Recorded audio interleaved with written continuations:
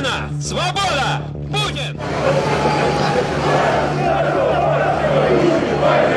When Vladimir Putin launched his invasion of Ukraine, he tried to justify it with the ludicrous claim that it was a push to denazify the country.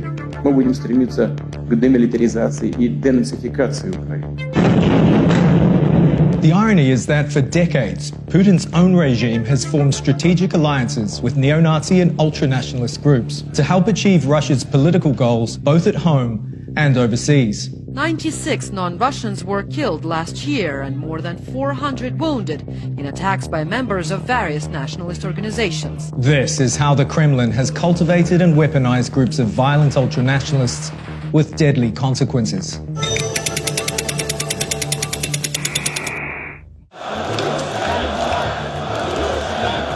In the early years of the 21st century, a wave of pro-democracy protest movements, known as color revolutions, swept through the countries of the former Soviet Union. Hundreds of thousands of pro-democracy Ukrainians in the streets today protested against the results of the presidential election. This rang major alarm bells in the Kremlin, raising fears that a similar movement could take root in Russia. That was this fear that Ukrainians would set a very bad example for the Russians living in Russia, that they can modernize, that they can democratize, and then it would be very difficult for the Putin regime to repress in Russia. The Kremlin responded by stepping up a strategy known as managed nationalism, where the government formed behind-the-scenes relationships with various Russian far-right groups, co-opting them as a counterweight to liberal pro-democracy movements. Managed nationalism was a project of the Putin regime, of the Russian presidential administration, to harness the energies and the angers and the grievances and the resentments of the far right to assist the creation of an authoritarian regime in Russia.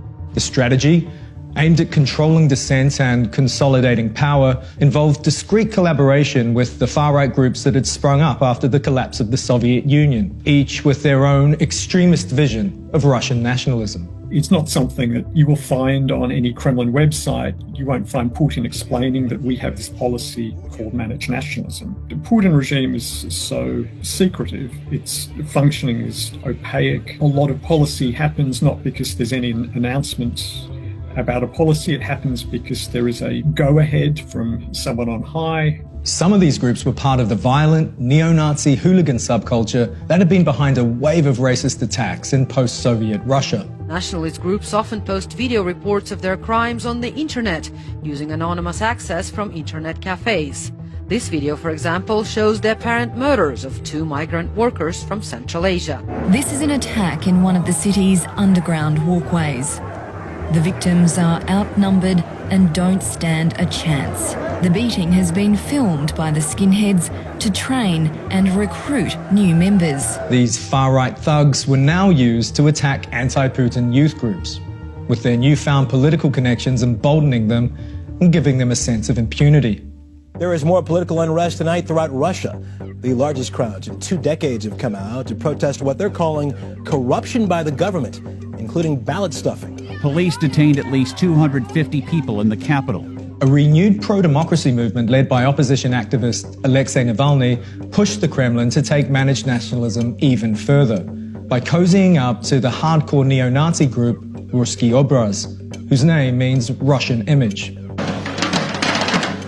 That is arguably the most extreme example of managed nationalism, in the sense that this was a group which was sophisticated, which was building a national network, which had very serious connections with neo-Nazi killers. RUSKy attacked other nationalists who defected to Navalny's anti-Putin coalition and were given government grants to write reports on liberal activist groups. The group gained valuable political connections and a public platform. This official acceptance of RUSKy was made crystal clear in 2009, when the group was given permission to stage a concert in central Moscow, featuring an infamous Russian neo-Nazi band.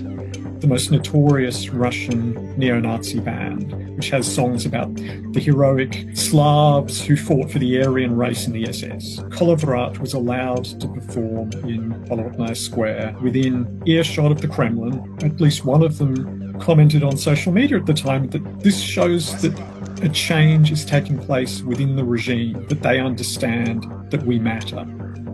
But the dangers of the game the Kremlin was playing in buddying up to violent neo-Nazis could no longer be ignored after a string of high-profile murders committed by the group.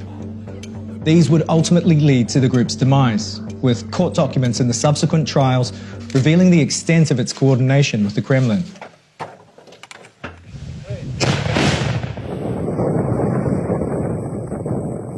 The Putin regime's support and weaponization of far-right groups isn't just confined to Russia itself. Since war broke out in Ukraine in 2014, far-right paramilitary groups, including many foreign fighters, have fought as proxy units on the Russian side of the conflict. Genya Skariev runs the courses and is also head of the Imperial Legion, the RIM's military wing, which has fought alongside Ukrainian separatists. You've probably heard of the far-right groups that have fought on the Ukrainian side of the conflict, like the controversial Azov Battalion, who the Kremlin likes to point to prop up its bogus fighting Nazis narrative. But what's gotten much less attention has been the role played by far-right militias on the Russian side. One in particular, the militant white supremacist group Russian Imperial Movement, or RIM, has trained up hundreds of recruits and sent them to fight in eastern Ukraine as part of its military wing, the Imperial Legion. The Imperial Legion's training program is known as Partisan. They basically prepared Russian fighters to destabilize the Kiev government. The Kremlin pragmatically works with these groups, and in this way will benefit from these groups' recruitment strategies and sending fresh members to combat zones that will benefit Russia's foreign policy objectives. While the Kremlin sometimes bans RIM symbols or propaganda, it's generally allowed them the freedom to operate. And that's helped advance Russia's agenda abroad in places like Syria and Libya, where RIM fighters have shown up on the battlefield. While they say the defense courses are non-ideological, Partizan's leadership believes Russia is already embroiled in a proxy war with the US in eastern Ukraine. The group's also been a major concern for providing military training to neo-Nazis from across Europe. So in 2016, 2 Swedish members of the white supremacist group Nordic Resistance Movement traveled to St. Petersburg, and they participated in about a week's worth of paramilitary-style training, which was provided by the Russian Imperial Movement.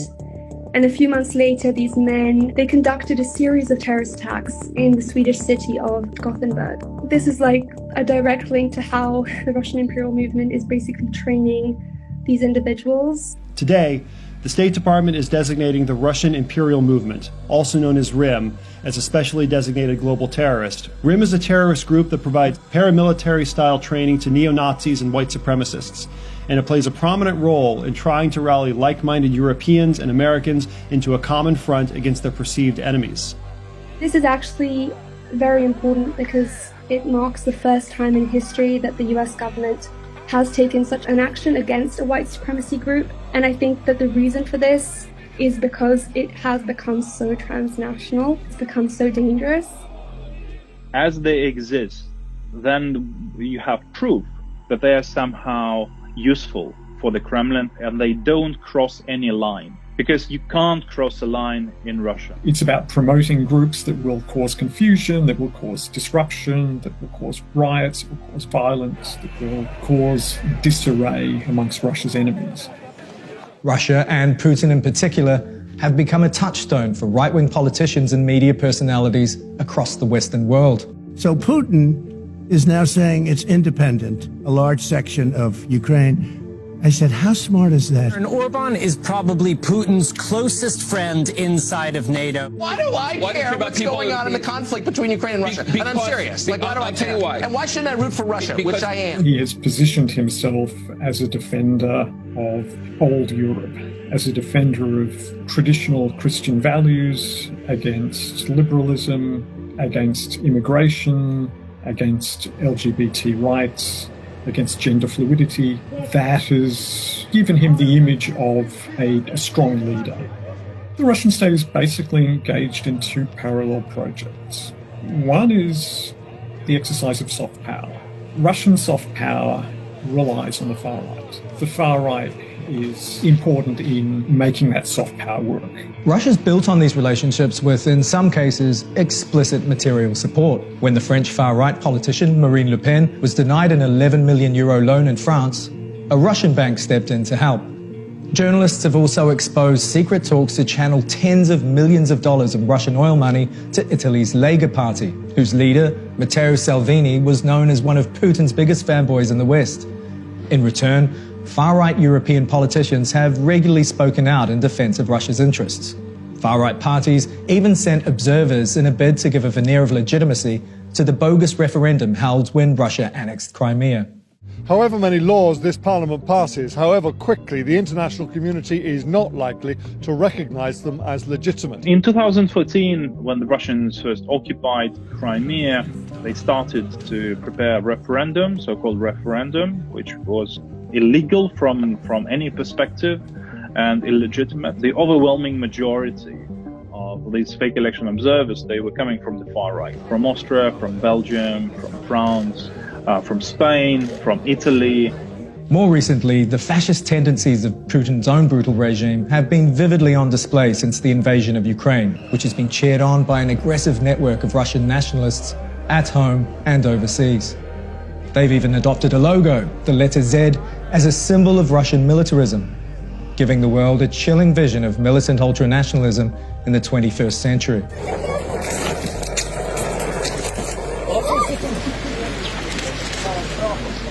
As any Ukrainian would tell the Russian leader, if he really wanted to take down some Nazis, he should start in his own backyard.